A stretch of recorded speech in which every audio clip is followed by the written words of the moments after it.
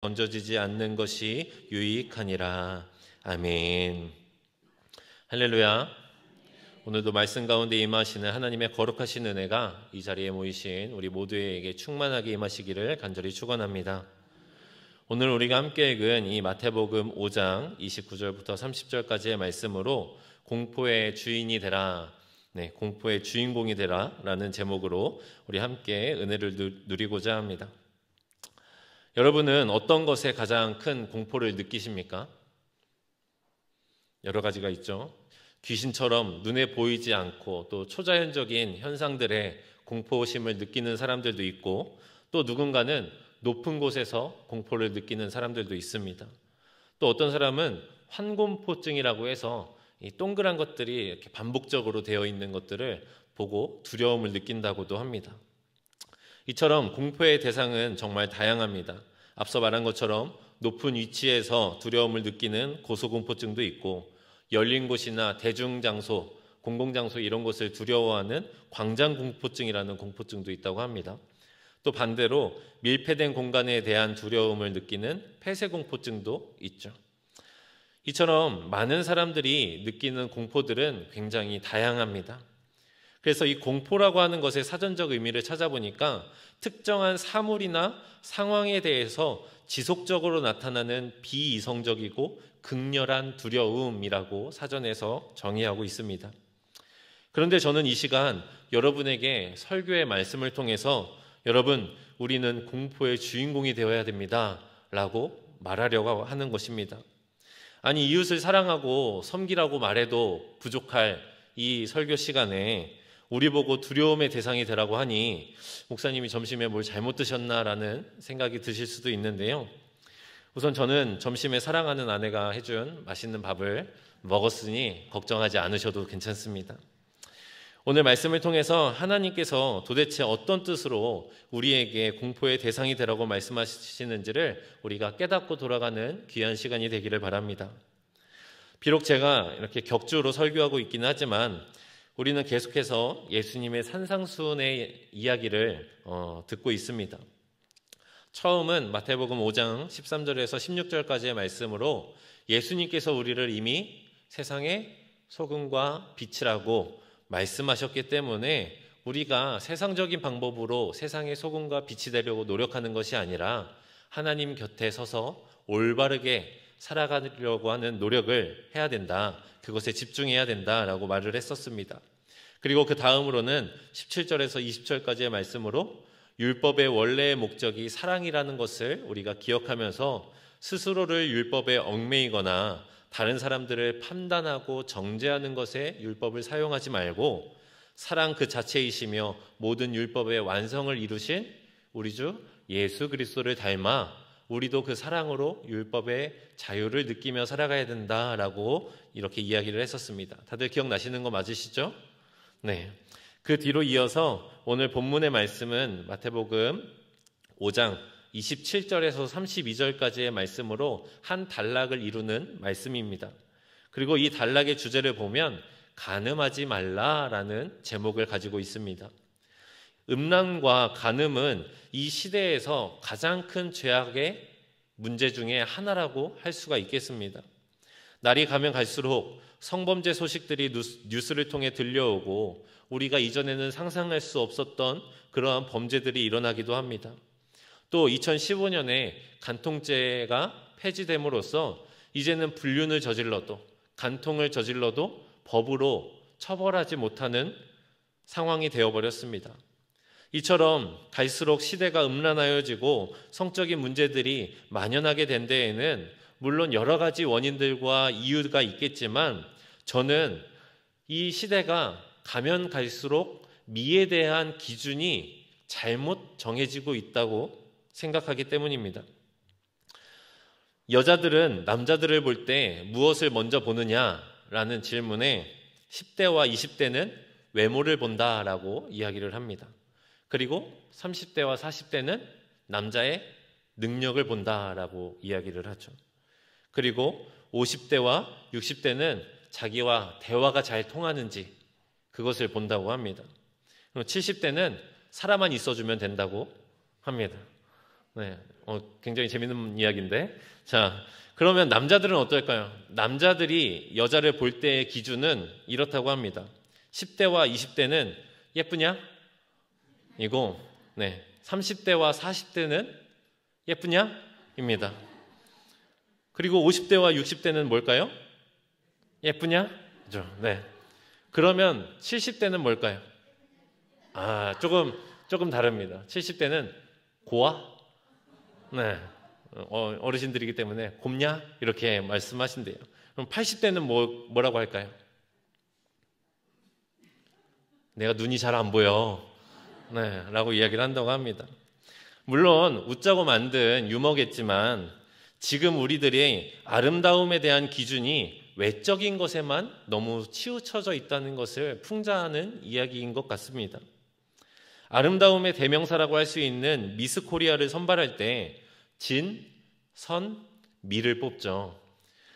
가장 아름다운 사람을 뽑는 기준이 참되고 착하고 아름다운 이 모든 것, 이 세 가지가 다 아름다움의 기준임에도 불구하고 우리는 외적인 아름다움만 미라고 생각하며 살아가고 있습니다.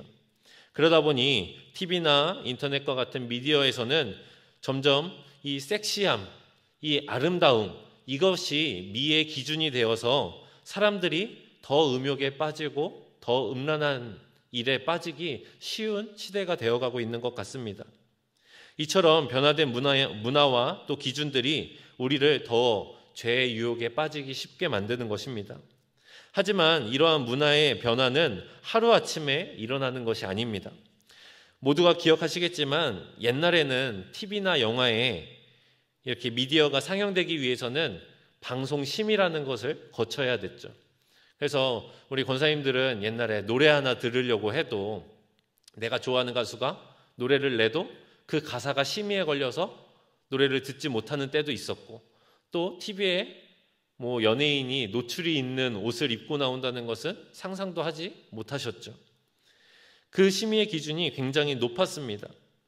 그런데 시간이 지나면 지날수록 그 기준이 점점 무뎌지고 완화되어서 지금은 드라마에 불륜이 빠지면 시시하다고, 재미없다고, 얘가 얘 자녀일 텐데 출생의 비밀이 없으면 요즘은 드라마가 아니라고 이렇게 이야기하는 시대가 되지 않았습니까? 그리고 연예인들도 노출이 심한 옷을 입고도 아무렇지도 않게 TV에 나오는 것을 우리가 당연하게 여기는 시대가 되어버렸습니다. 제가 말하고자 하는 것이 오늘의 메시지가 옛날처럼 다시 보수적인 시대로 돌아가야 된다라고 말하는 것이 아닙니다. 꼭 음란과 간음의 문제에 국한되지 않고 모든 죄의 원리가 이와 같이 진행된다는 것입니다. 그래서 우리가 공포의 주인공이 되기 위해서는 첫 번째로는 타이밍을 놓쳐서는 안 됩니다. 사탄은 우리를 죄에 넘어뜨리려고 세상을 굴복시키기 위해 오랜 시간 동안 차츰차츰 하나하나 공을 들입니다. 마치 가랑비에 옷이 젖듯이 오랜 시간 동안 조금씩 우리를 죄에 노출시키고 그것이 당연한 것처럼, 그것이 죄가 아닌 것처럼 만드는 것에 노력을 합니다. 제가 시골에서 단독 목회를 할 때 제 힘으로 안 해본 일이 없었습니다. 보일러가 고장나거나 전등이 고장나거나 정화조가 고장나거나 다 제가 스스로 다 고치고 옹벽을 쌓고 주차장을 만들고 하나하나 다 제 손으로 고치다 보니 이거 전문가 안 불러도 내가 다 할 수 있겠는데? 라는 생각이 드는 거예요. 그래서 이렇게 교만한 생각이 딱 들 때쯤에 한 가지 사건이 일어났습니다. 제가 딱 한 가지 저의 힘으로 할 수 없는 일이 생겼던 것이에요. 그게 무엇이냐면 바로 교회 처마에 달린 벌집을 없애는 일이었습니다. 어느 날 집을 나오는데 벌 한 마리가 이렇게 교회 외벽에 붙어 있는 거예요. 말벌 한 마리가. 그래서 시골에서 벌은 흔하니까 그냥 볼 일도 바쁘고 해서 그냥 나갔습니다. 그렇게 며칠이 지났는데 또 말벌이 보입니다. 그러려니 하고 또 볼일을 보러 나갔어요. 그렇게 몇 주가 지났는데 이제 집에서 나갈 때마다 벌이 한 마리, 두 마리씩 보이기 시작하는 겁니다. 그때 알아차렸어야 되는데 또 그때부터 몇 달이 지났습니다.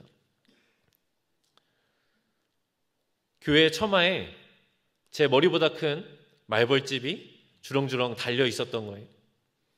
결국에는 119에 전화해서 구급대원분들이 오셔서 안전하게 벌집을 제거하긴 했지만 그 모습을 보면서 제가 느낀 것이 바로 이 죄의 문제였습니다. 처음 제가 그 말벌 한 마리를 발견했을 때 그 자리에서 신발을 벗어서 벌을 잡았더라면, 벌이 한 마리 두 마리 보일 때에 교회를 둘러보며 어디 벌집이 생기고 있지 않은지 찾아봤다면 벌집이 그렇게 제 머리만큼 커지지는 않았을 것입니다. 여러분, 오늘 말씀의 제목이 공포의 주인공이 되라입니다. 저에게 벌집은 공포의 대상이었습니다. 혹시라도 제가 잘못 건드려서 벌에 쏘이지는 않을까 두려웠습니다. 하지만 벌집이 생기기 전에 벽에 붙어있던 그 한 마리의 벌에게 저 또한 공포의 대상이었을 것입니다. 집을 지을 곳을 둘러보던 벌이 잠시 쉬려고 벽에 앉아 있는데 옆에서 시커멓고 커다란 사람이 한 명이 지나갑니다. 이 사람이 혹시라도 나를 발견했을까? 나를 죽이진 않을까? 벌에게 저는 공포의 대상이었을 것입니다. 하지만 시간이 지나고 점점 집이 커지고 벌들의 개체수가 많아지자 이 공포의 주인공이 바뀌게 됩니다. 두려움의 주도권이 변하게 되는 것입니다. 여러분, 죄의 문제도 이와 같습니다. 우리가 죄를 끊어낼 수 있는 가장 좋은 방법은 죄가 보일 때 끊어내는 것입니다. 오늘의 말씀 이전에 27절과 28절의 말씀을 보면 또 간음하지 말라 하였다는 것을 너희가 들었으나 나는 너희에게 이르노니 음욕을 품고 여자를 보는 자마다 마음에 이미 간음하였느니라 라고 말합니다. 이 말씀 때문에 어떤 사람들은 여자를 보고 음욕이 일어나는 것을 죄로 여기고 또 정죄하기도 합니다. 하지만 여러분, 아름다운 여인을 보고 매력을 느끼는 것은 너무나 당연한 자연의 섭리이지 않습니까? 여자가 잘생긴 남자를 보고도 그 마음에 아무런 감정의 변화가 일어나지 않는다면 그 또한 이상한 일 아니겠습니까? 이처럼 우리가 여인과 남성을 보면서 마음에 음욕이 일어나는 것은 어찌 보면 너무나도 당연한 일이라고 할 수 있습니다. 그런데 이 말씀의 구절을 두고 한 책에서는 이렇게 이야기를 합니다. 예수님께서 말씀하신 이 말씀은 새가 나의 머리에 잠시 앉는 것과 그 새가 내 머리에 머물면서 집을 짓도록 허용하는 것의 차이라고 이야기를 합니다. 어쩌다가 새가 잠시 쉬려고 제 머리에 앉을 수도 있습니다. 그것을 그 사람의 책임이라고 할 수 있겠습니까? 할 수 없죠. 그러면 그 사람은 어떻게 하겠습니까? 놀라서 손으로 휘휘 저으면서 새를 쫓아내거나 머리를 흔들면서 새를 쫓아내지 않겠습니까? 하지만 새가 자신의 머리에 앉는 것에서 끝나지 않고 그 새가 자기의 머리 위에 집을 짓도록 허용한다면 그것은 자신의 의지로 그것을 용인했을 뿐만 아니라 본인도 그 상황을 즐기고 있다는 것입니다. 그렇기에 우리는 죄를 쫓아낼 타이밍을 놓쳐서는 안 됩니다. 죄가 내 삶이라는 곳에 집을 짓기 전에 죄를 내 삶으로부터 온전히 털어내야 합니다. 그 타이밍을 놓치면 결국 죄가 더 이상 손을 대지 못하는 공포의 주인공이 되어버리고 맙니다. 죄가 나의 의지와 나의 절제력을 잡아먹어 반복되어지는 죄악 속에서 더 이상 죄가 죄로 느껴지지 않는 그러한 일들이 일어나게 되는 것이죠. 여러분, 음란과 간음뿐만이 아니라 나를 유혹하는 내가 연약한 그 죄의 유혹들이 죄로 느껴질 그때에 그 죄를 내 삶에서 끊어내시길 바랍니다. 단호히 죄의 문제를 잘라냄으로써 마치 그 제가 두려워했던 말벌이 한 마리였을 때 지나가는 저를 보며 나를 죽이진 않을까, 나를 쫓아내진 않을까 두려워 떨었던 것처럼 사탄이 우리를 두려워하도록, 사탄에게 우리가 공포의 주인공이 될 수 있도록 내 삶에 있는 죄의 문제를 타이밍을 놓치지 말고 털어내시길 바랍니다. 두 번째로 우리는 괴물이 되어야 합니다. 어린 시절 TV에 나오는 괴물은 저에게 굉장히 큰 두려움의 대상이었습니다. 커다란 몸과 날카로운 이빨은 공포 그 자체였으며 때로는 잠을 자다 보면 꿈에서도 그 괴물이 나와서 식은땀을 흘리며 깼던 적이 여러 번 있었습니다. 그 정도로 저에게 그 괴물은 가장 무섭고 공포스러운 대상이었습니다. 근데 여러분, 어느 날 저의 가장 두려운 그 공포의 대상이 바뀌게 됩니다. 언제였냐면 제가 초등학생 때였습니다. 초등학생 때 삼국지라는 책을 읽게 되었는데요. 그 삼국지에 하우돈이라는 인물이 등장합니다. 이 하우돈은 우리가 잘 알고 있는 조조의 가장 최측근이었던 오른팔이라고 할 수 있는 장수였으며 조조와는 사촌지간이었습니다. 그런데 조조와 여포가 이제 전쟁을 벌이게 됩니다. 그래서 소패성이라는 곳에서 이 두 군대가 맞붙게 됩니다. 그리고 조조군에서는 이 하우돈이 선봉장으로 나서게 되고 여포의 군대에서는 고순이라고 하는 장수가 선봉장으로 나오게 됩니다. 그래서 이 두 군대가 전쟁을 벌이게 되는데 이 고순이라고 하는 장수는 하우돈에게는 잽도 되지 않는 장수였어요. 상대가 되지 않았습니다. 결국 전쟁에서 패배하고 이 고순과 여포의 군대는 퇴각을 하게 됩니다. 그래서 하우돈에게 쫓기는 와중에 여포의 부장이었던 조성이라고 하는 자가 그 하우돈을 향해서 화살을 쏩니다. 활을 쏘는데 그 화살이 정확히 하우돈의 왼쪽 눈에 박히게 돼요. 저는 그 대목을 읽으면서 하우돈이 죽었구나. 장수가 죽었으니 이제 전쟁이 역전되어서 여포군이 이기겠구나 라고 속으로 생각을 했습니다. 그런데 그 다음의 이야기는 어린 저에게는 너무나 충격적인 이야기였습니다. 화살에 맞고 쓰러졌던 하우돈이 그 자리에서 일어나서 눈에 박힌 화살을 뽑아냅니다. 그런데 그 화살에 눈알이 통째로 뽑혀서 나와요.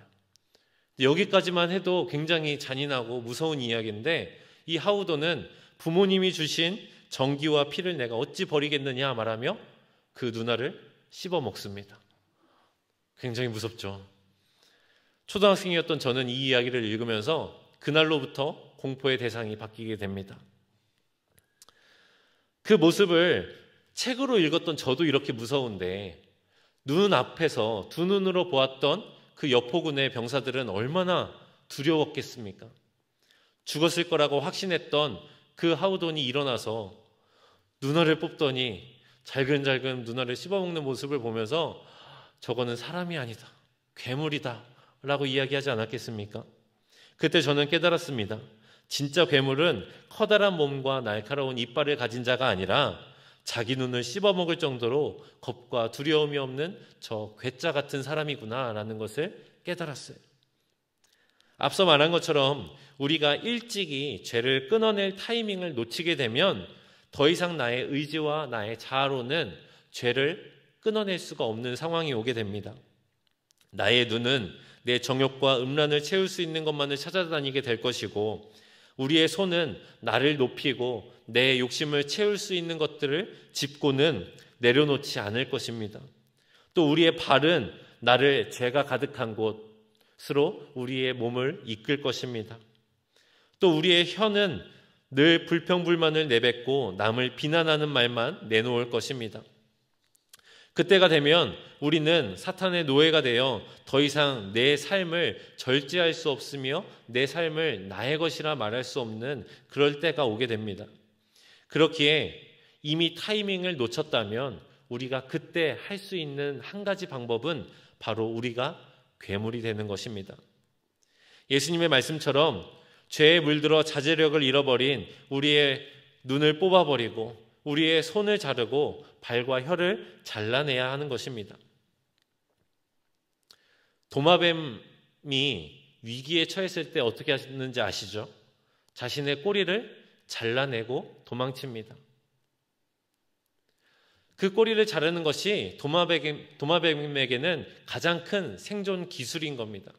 자신을 잡아먹을 포식자에게 꼬리만 미끼로 내어줘 버리고 자기는 도망가 버리는 것입니다. 목숨이 걸린 일이라면 꼬리조차도 아깝지 않은 것이죠. 여러분, 죄의 삭은 무엇입니까? 사망입니다. 우리의 목숨이 달려있는 것이 바로 이 죄의 문제라는 것입니다. 여러분, 사망을, 그 죄의 삭을 맞이하시겠습니까? 아니면 우리의 작은 팔 하나, 눈 하나, 발과 혀를 잘라내시겠습니까? 모두가 후자를 선택하실 거예요. 그런데 여러분, 사실 우리가 손을 자른다고, 우리가 눈을 뽑는다고 그 죄의 고리가 끊어지겠습니까? 영화 타짜에 보면 짝귀라고 하는 인물이 나옵니다. 굉장히 고수예요. 이 화투판에서 유명한 고수인데, 이 짝귀라고 하는 이 타짜가 이 기술을 쓰다가 걸려서 귀가 잘리게 됩니다. 그래서 짝귀라는 별명을 얻게 되는데, 결국에 나중에는 손도 잘리게 돼요. 그런데 영화 후반부 이제 다음 시리즈에 가게 되면 그 짝귀가 또다시 등장하는데 손에 의수를 끼고 등장을 합니다. 어디에? 도박장에. 손을 자른다고, 귀를 자른다고 그 도박을 끊을 수 없는 거예요. 마찬가지로 예수님께서 오늘 이 말씀을 통해 너희가 죄로부터 자유하기 위해서는 너희의 눈을 뽑아버리고 너희의 손을 자르라고 말씀하셨지만, 결국 우리의 손과 눈을 뽑는다고 할지라도 우리의 삶의 죄의 유혹은 끊어지지 않는다는 것입니다. 그렇다면 여러분, 우리는 어떻게 해야 하겠습니까? 결국 손을 자르고 발을 자르고 눈과 코와 혀를 자르다 보면 결국 우리 몸에 남는 것은 아무것도 없게 되는 것이죠. 결국 죽어야만 우리가 죄로부터 자유할 수 있게 되는 것입니다. 하지만 여러분, 우리가 죽게 되면 죄의 심판을 받지 않습니까? 그렇기에 우리에게는 유일한 방법이 한 가지가 있습니다.